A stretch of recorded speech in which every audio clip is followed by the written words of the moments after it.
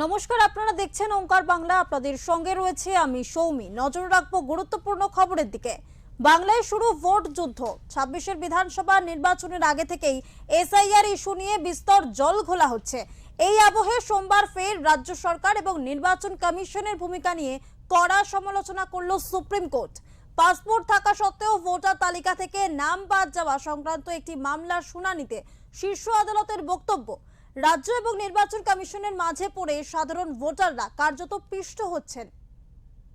সোমবার সুপ্রিম কোর্টের বৈধ পাসপোর্টধারীদের নাম ভোটার তালিকায় যুক্ত করার দাবি জানিয়ে একটি মামলা দায়ের হয়েছিল।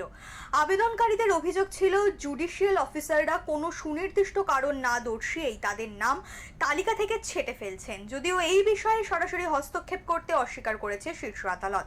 বিচারপতিরা স্পষ্ট করে দিয়েছেন যে এই অভিযোগ নিয়ে আবেদনকারীকে ট্রাইব্যুনালের কাছেই দ্বারস্থ হতে হবে। সুপ্রিম কোর্টের পর্যবেক্ষণ, ট্রাইব্যুনালকে ব্ল্যাকমেল করা যাবে না। আমরা কোনো সিদ্ধান্ত নেব না, যা সিদ্ধান্ত নেওয়ার ট্রাইব্যুনালই নেবে।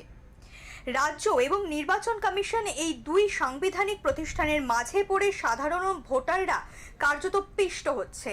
জুডিশিয়াল অফিসারদের বিষয়ে সরাসরি হস্তক্ষেপ করতে অস্বীকার শীর্ষ আদালতের। জুডিশিয়াল অফিসারদের ভুল হতেই পারে, কিন্তু তাদের ব্যক্তিগতভাবে টার্গেট করা উচিত নয়।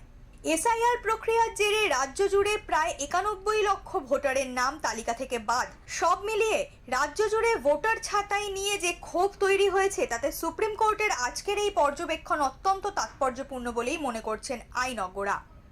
ব্যুরো রিপোর্ট, ওঙ্কার বাংলা।